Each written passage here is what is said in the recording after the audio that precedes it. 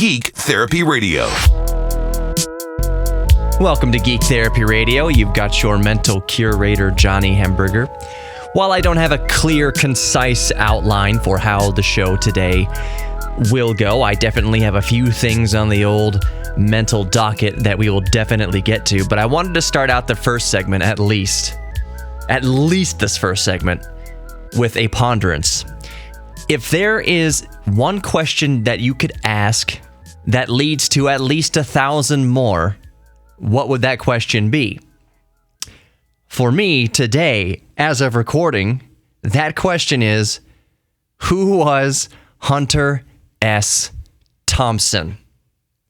Asking yourself that question only leads to 1,000 more questions. I could spend the entire radio hour right now going over like a glimpse into the life of Hunter S. Thompson, one of the most prolific writers in history, one of the most prolific American writers in history.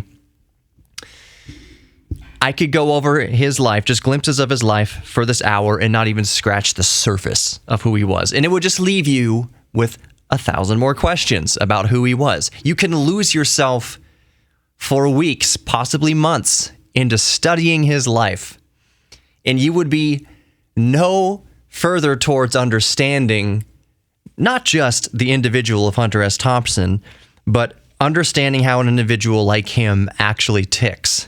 I think there's people in our life that we kind of relate to Hunter S. Thompson that are just nightmares. In a nutshell, that are just nightmares that we deal with. Nightmares on every level, just that are just so incredibly difficult to deal with, yet are brilliant. That the reason why we have them in our life, that we can't seem to, not that we're trying to shake these people, maybe sometimes we're trying to shake these types of people, is that they're so prolific and brilliant, you kind of keep them around at a distance, you try to keep them at a distance to see or hear what kind of brilliant, out of left field thing they're going to say next. So when you look into the life of Hunter S. Thompson, and he is, I would say, an inspiration to a lot of writers, maybe not necessarily his lifestyle. I think if you're out there and you are the type of person to envy his lifestyle and try to emulate his lifestyle, Hunter S. Thompson died when he was 67. He committed suicide when he's 67. I don't think anybody trying to emulate his life would make it past 30, honestly, for one reason or the other. It's not a life to emulate. Let me reiterate that. Hunter S. Thompson is not a life that you would want to recreate for yourself.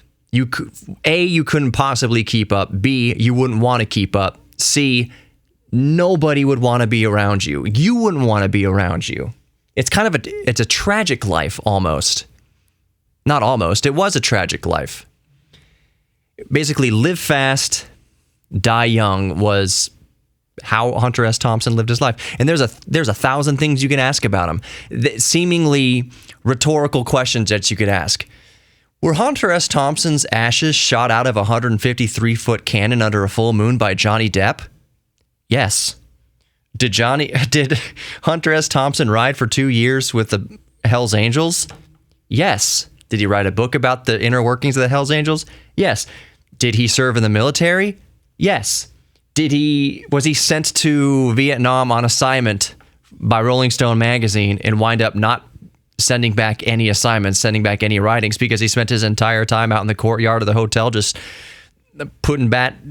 taking drugs and drinking quarts of liquor with other correspondents? Yes.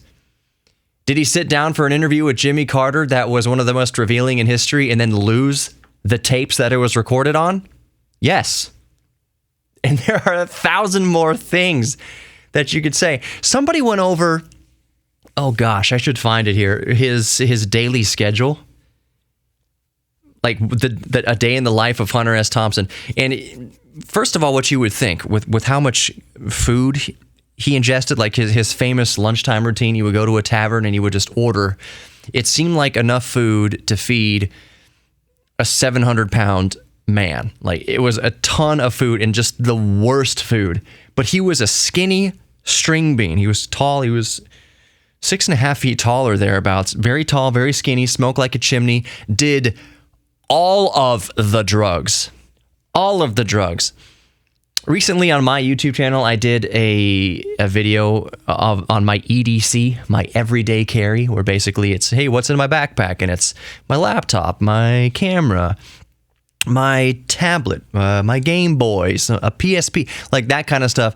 Hunter S. Thompson's daily carry was a briefcase full of drugs. Basically, it was a briefcase full of drugs. What else would he have in there? Like pellet guns? Like alarm clocks, like just the most random things. And he would random 6-packs of beer. Like, why? You're doing all these drugs and you're just bringing beer with you. That was his first interview at Rolling Stone magazine. Is he just showed up with his everyday carry with his briefcase, and he just started whipping out random items and just was setting them around him and kind of putting them on the interviewer's desk and just sitting there slowly going through 2 6-packs of Budweiser beer and popping pills and doing all sorts of stuff. And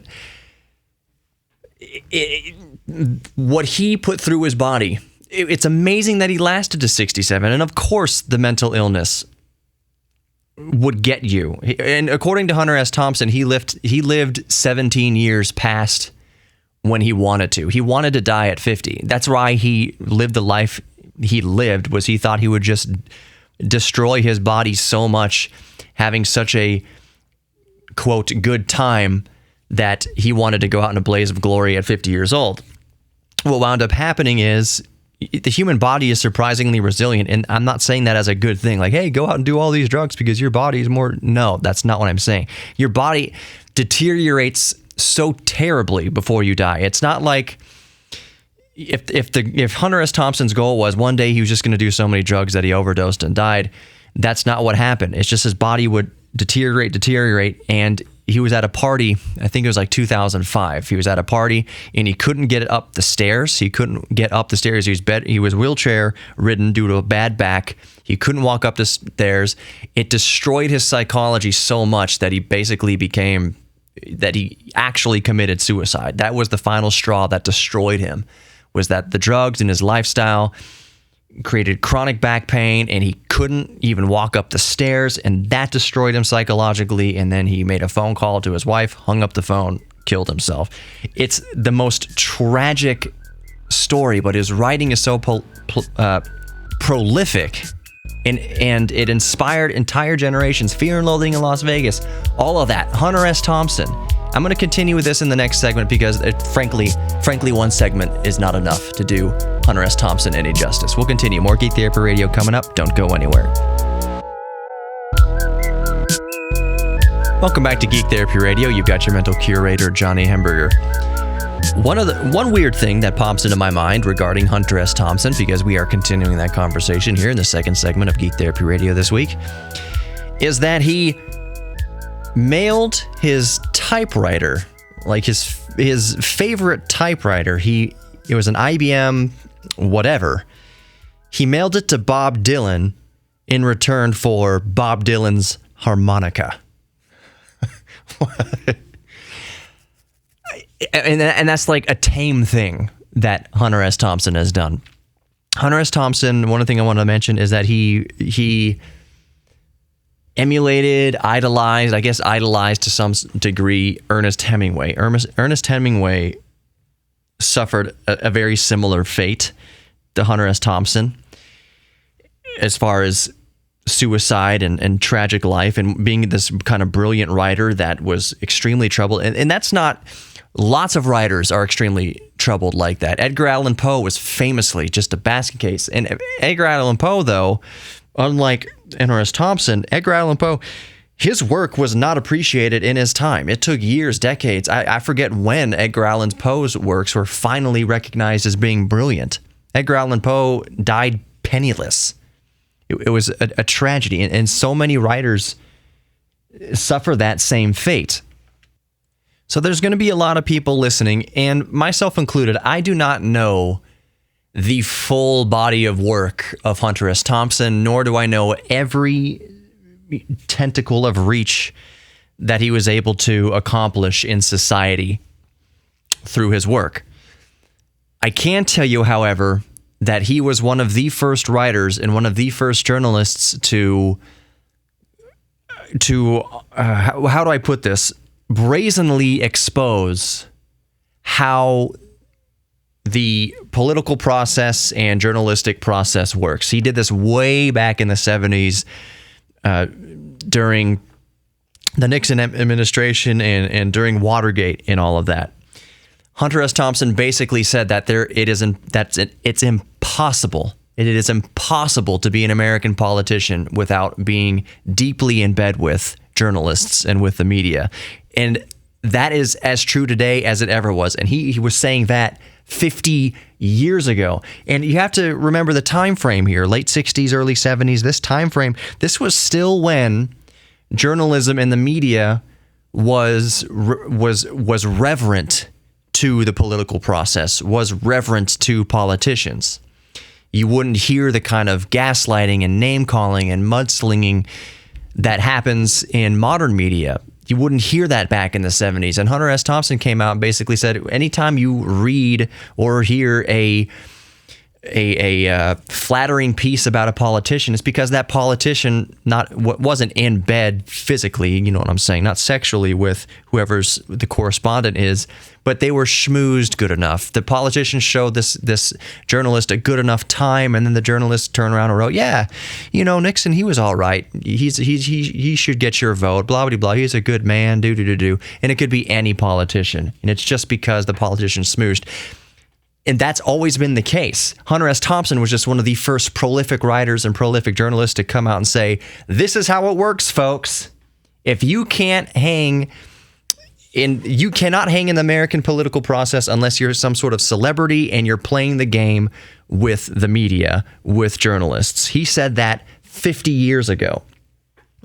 And he took flack for it. He was being brazen. He was being disrespectful. He was being irreverent. But it was 100% true. And that kind of paints an even kind of clear, if it's possible to paint a clearer picture on who Hunter S. Thompson was. That is one aspect of his life and one aspect of his career that helps somewhat bring his life into focus. He worked a lot. It's kind of tough to say a lot. He worked closely with Rolling Stone magazine, and basically he would write things, he would be given assignments, but it was kind of, 50-50 chance, if that. Maybe it was like a 30-70 chance that he would actually produce something printable. The origin story to Fear and Loathing in Las Vegas is a perfect example of this. Sports Illustrated commissioned him to go to Las Vegas and write a 250-word photo caption for a motorcycle race. And basically, what Thompson brought along on this trip were, quote, 2 bags of grass, 75 pellets of mescaline, 5 sheets of high-powered blotter acid, a salt shaker half full of cocaine, and a whole galaxy of multicolored uppers, downers, screamers, laughers, and also a quart of tequila, and also a quart of rum, and a case of Budweiser, and a pint of raw ether, and 2 dozen annals. I don't even know what that is. Later on, Hunter S. Thompson was asked why he had so many drugs, not just on that trip, but why he kept so many drugs around. And he's like, basically at that point, it's not about addiction. It's about collecting. You become a connoisseur of hard narcotics and you just have a collection of drugs. Like, man, so you surpass addiction. You wave bye-bye to addiction way long ago. And now it's just about, well, I'll just add this new pill to my collection. Oh, ether, that sounds fascinating. Oh, acid, different types of acid, whatever. Psychedelics, that'll be neat to add to my everyday carry. I'm a connoisseur. I'm a collector of drugs. So anyways, it was Sports Illustrated that sent him on this trip to Las Vegas. This is the story that inspired him to write Fear and Loathing in Las Vegas. Sent him to Las Vegas. He brought all the drugs. They asked him to do a 250-word write-up, photo caption, basically, of a motorcycle race. And hopped up on all these drugs on this trip. He submitted to Sports Illustrated 2,500 words about the motorcycle race. And Sports Illustrated said, nope, we're not using that, and we are not paying for your trip expenses. This went wildly awry. This is not what we signed up for, no. But the folks at Rolling Stone got a copy of it, and they just thought it was the best thing ever. Fast forwarding a bit, because like I said, there's just simply no way in a 1-hour radio show to cover all the facets, if it's even possible to, of Hunter S. Thompson. But I will say the last piece he wrote for Rolling Stone was in 2005. And perhaps this is one of the saddest kind of points, I would say, talking about his life, is that piece in 2005 was noticeably tame. Like, he had been reeled in, and basically it was a piece to implore people to vote. In 2005, though, the election would have already happened. So maybe it was after the election and he was bummed out and he just, this is why you guys vote. I don't know. I haven't read the piece. I don't have it right in front of me. But Rolling Stone has gone through its own share of MTV, I don't know how to call it. Rolling Stone is not what it was in the 60s and 70s and 80s. It's downhill. Can you even pick up a copy of Rolling Stone right now and have it be a viable magazine anymore? Is anyone even still reading paper magazines? Rolling Stone, just like MTV, is not what it was when it first initiated. And it's kind of sad that Hunter S. Thompson's last piece was basically in 2005 saying, this is why you should vote. It's important to vote. It's sad. I do want to read, as we go out here, his suicide note, or at least a portion of the note. Basically, the note was titled, "Football Season is Over." And he said this, he says, "That is 17 years past 50, 17 more than I needed or wanted. Boring. I am always bitchy. No fun for anybody. 67. You are getting greedy. Act your old age. Relax. This won't hurt." Thompson had given up. He had destroyed his body with drugs and alcohol. And it didn't, I can only speculate here, but it didn't return for him what he thought it would return for him. Like I mentioned at the beginning, I think he thought that he could go out in a blaze of glory before he was 50. He would die young, just going balls to the wall, and go out in a giant blaze. In a way, he kind of did when Johnny Depp fired his ashes out of a cannon. What a weird, tragic, but fascinating life Hunter S. Thompson led. And let me just reiterate, not one to be emulated nor attempted. More Geek Therapy Radio coming up. Welcome back to Geek Therapy Radio. You've got your mental curator, Johnny Hemberger. Welcome to segment 3 of this show. I know it's going to be segment 3 because it's going to be 11 minutes. You can look at your clock. 11 minutes from now until the end of the segment. Exactly on the dot. I can't wait to be done recording this show. And normally, not to denigrate the fun I have recording the show, because this is very geekily therapeutic for me, as much as it hopefully is for you. But I can't wait to be done here because I can't wait to play some video games. I don't play a ton of video games. Yes, Microsoft Flight Simulator 2020 is life. And if I'm not playing Microsoft Flight Simulator 2020, I'm playing Rocket League. And if I'm not playing Rocket League, I'm probably playing some flavor of Street Fighter. Those are my jams. But as far as hours per day spent, focused on playing video games, that doesn't really happen too much. And no, it's not just because now I have a newborn infant, baby Riker. I was just never that way to begin with. It was rare that I would just sit down for hours at a time plugging through the campaign of a video game. My games of choice were more the Rocket Leagues, where you can do a 5-minute match here and there, play a few 5-minute matches. Now, I would play that for a couple hours at a time, in my longer sessions, yeah. Also, Street Fighter, you play a couple rounds that are 60 seconds or 99 seconds, whatever, quick matches. I like those kind of match-based competitive games when I do play, because you can play for 15 minutes and get a good, solid session and feel like you've actually done something, made some headroom, made some way through the game. Flight Simulator is different. It's a simulator, and I don't sit there for 12 hours on an international flight watching the plane for 12 hours. I usually get it up to cruising altitude and then sit autopilot and then go about doing whatever I do and then come back a few hours later, check on it, and then leave again, come back and check on it. That's how I play flight simulators. But it's rare that I ever just sit down and play like a first-person shooter for hours, or a first-person game, or a third-person game for hours at a time. But every once in a while, I keep coming back to this game that was, I think, criminally underrated. Does anyone else have games that they really, really like that they don't think got enough justice or enough hype, or nobody really cared as much as you about it? And I don't mean bad games that you somehow think were good, or you've convinced yourself were good, or that you like to play. I'm not talking about that. Those games are fine. But what games were really good games that really didn't get much traction, much the attention that it deserved? My game that I keep coming back to every once in a while, and I keep playing it through usually emulators, GameCube, Xbox, or PlayStation 2 emulators. Right now, GameCube emulation, is the first-person shooter 13. It's Roman numerals XII. Does anybody remember that game? It's from Ubisoft. It was done in a comic book style, so the rendering of the game is cell shaded, looks like a comic book. So blood looks like comic book blood. Action sequences, like when you punch somebody, it makes a pow pow.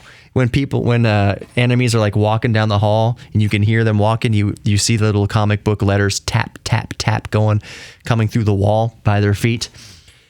13 was such an artistically relevant game, an artistically beautiful game, and the gameplay was great. Now, maybe some of you remember playing 13 and didn't particularly stand out that much to you, but it stands out a lot to me, and it's one of the only first-person shooters that I keep coming back to. And when I get done recording the show and I have some time, I'm going to get through another, maybe one more chapter of 13. I beat the game years ago. For me, it has this replay value. Another game that I enjoy playing from time to time that really didn't get much, as much hype as I think it deserved, is Beautiful Joe. And I'm noticing a correlation here that they're both kind of comic book style 3D rendered games. Beautiful Joe is another game that I mostly play through emulators. I think you can get it on Steam now. No, I'm thinking of Okami. Okami's another comic book kind of cel-shaded game. What is wrong with me? Anyways, 13 is my game of choice right now, if it's not Rocket League. And what spurred this conversation, why I bring this up, is a lot of you gamers out there know what was the major release this week?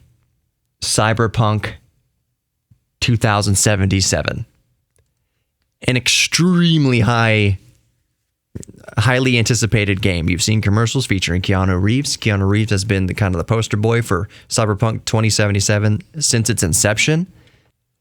I have not purchased nor have I downloaded Cyberpunk 2077. My friend Jeremy, who was on my most recent podcast, we share a Steam account so he can access games that I have in my library and I can access games that he has in his library. He has Cyberpunk 2077.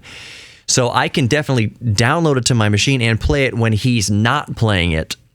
But I haven't played it yet. And I can just honestly say I haven't felt the big draw to want to play it. So many people have been waiting for this game, just with bated breath waiting for this game. And call me cynical. I've mentioned on the show before that it's rare for me to just shell out $60 day one or pre-order of any sort of hot title to come down the line. Other than games like Flight Simulator and Street Fighter 2, I'm a sucker for Street Fighter games and Microsoft Flight Simulator. I'm less of a sucker now for Street Fighter because I just really didn't care for Street Fighter 5. But my point remains, I rarely, if ever, pre-order a game or buy it at launch. And I gotta say, as of right now, I'm glad that I did not purchase Cyberpunk 2077 at launch. I'm sure that it is a wonderful experience, wonderful gaming experience, and I will fire it up at some point over the next few days just to get it on my system and walk around a little bit. It's a very beautiful game. I've seen footage of the game. It looks very beautiful. There's like seizure warnings that have made it into the news now, that when you boot up the game, it warns you about seizures. A lot of games warn you about seizure warnings. It's part of the health and safety of all modern games. For some reason, seizure warnings are standing out to me right now. But I will fire it up and I will play it a little bit. But I'm just saying, I'm glad that I'm not a first day buyer. Usually what I do with these kinds of titles, and maybe you can relate to this, maybe you do the same thing, is that I put it immediately on my Steam wish list. I don't purchase it, but I put it on the wish list. Now, why do I do this? Why do those of us who do this? Number one, obviously, is for money. $60 every time a new game drops, for the most part, $60. I mean, some third-party games, indie games and stuff like that come out for cheaper, $20, $15, $10, $30, whatever. I'm not talking about that. Any major game studio release is going to be $60, if not more. You can easily spend over $100 on a game if you download all the DLC right off the bat, and you get all the 1 year pass, whatever, all the minutia, all the nickel and dime stuff they try to get out of you. You can easily spend $100 on a new release. So that's one reason why I put it on the wish list, because I'm not going to spend $60 to $100, over $100 on every new hyped game that comes out. And I'll tell you exactly why. First of all, it's only a matter of months before, usually, at least on Steam, it goes on sale for 50% off. Or if you can wait a few more months, you can wait for a Steam sale, either in the winter or the summer or whatever, when you can find games like that 75% off, 90% off. It is not uncommon to find $60 games marked down 90%. So it's not uncommon that in several months, depending on how popular the game is, because this wasn't always the case, for like games like, oh gosh, what game am I blanking out on? I want to say Resident Evil. It's not Resident Evil. Grand Theft Auto 5. Grand Theft Auto 5 almost never dips below $60. It almost never goes on sale. But I would imagine a game like Cyberpunk 2077 eventually will go on sale for 50% off, maybe even 25% off, maybe 90% off. It eventually will. So we put it on the wish list and we'll pick it up when it goes on sale like that. And it eventually will. The second, and perhaps the biggest reason, it's the reason why I and other people like me never buy immediately at launch, never pay full price at launch. It's because it seems like we never, ever, I cannot remember the last time we got a game on launch day that wasn't broken. These games are always shoddy and incomplete and broken. And I don't mean to undermine the developers of the game and the programmers who make the game, but it seems like there's such a rush from these game studios just to put something out there. It's broken and glitchy. When is the last time you downloaded a finished freaking product? Since 1985, when you went to Target and bought Super Mario Brothers on a cartridge. When is the last time any game studio in the 21st century released a finished downloadable product? I cannot think of any example. And they want full price? Can you tell that I'm butthurt about this? I've heard that 2077 is gorgeous, but I also follow a lot of news for it. I follow a lot of people on Twitter who play it, and they say, oh, it's beautiful and broken. Well, I'll wait till it's not as broken before I buy it, and it's half price. That's when I'll buy it. More Geek Therapy Radio coming up. Welcome back to Geek Therapy Radio. You've got your mental curator, Johnny Hemberger. Remember that you can get the podcast anytime you want. I record more than just this show. I update with more podcasts throughout the week. Geek Therapy Radio podcast. Search for it in your favorite what is it? Podcast player. What is a codcast player? Is that like a fishing? That's just podcasts about fishing. The codcasts, or specifically about cod. What am I talking about? Geek Therapy Radio. Search for it in your favorite podcast player. Just look for the red, white, and black color scheme, and that's me. Of course, we here at iHeartMedia prefer the iHeart Radio app. So, Geek Therapy Radio Podcast, there you go. Also, geektherapyradio.com. That's where you can go to support the show. That's where you can go to reach out to me. The first thing you see when you go to geektherapyradio.com is the contact form. It does not put you on a mailing list. It is just literally to send me an email to my work email that says, hey, I really like cassette players. Awesome. And then you and I will talk about cassette players, or I'll talk about your cassette player on the show, or whatever you're into, vintage computers, old cars, sewing, knitting, whatever it is. Geektherapyradio.com is how you get in direct contact with me. You can even bypass the production director, the program director here at KPRC. Just email me. Maybe I shouldn't open myself up to that, but geektherapyradio.com, there's that contact form. That's the very first thing you see. And there you go. The YouTube channel, also Geek Therapy Radio on YouTube. I just posted a video about the new AirPods Max, Apple's new $550 wireless headphones. And the video I put up, which is getting really good traction for me, for a channel of my subscribership. I'm at just over 4,000 subscribers right now. The last video I've uploaded is going off like gangbusters. I kind of take a different approach, and this is not entirely what I want to talk about this segment, but maybe it will be. I think it's, if it is, it's fine. $550 for a pair of wireless headphones from Apple. In the video, I basically bring up the notion that, yes, to most people, $550 for headphones is ridiculous. If to most people, they will say that it's $550, it's typical, overpriced, expensive Apple tax Apple product.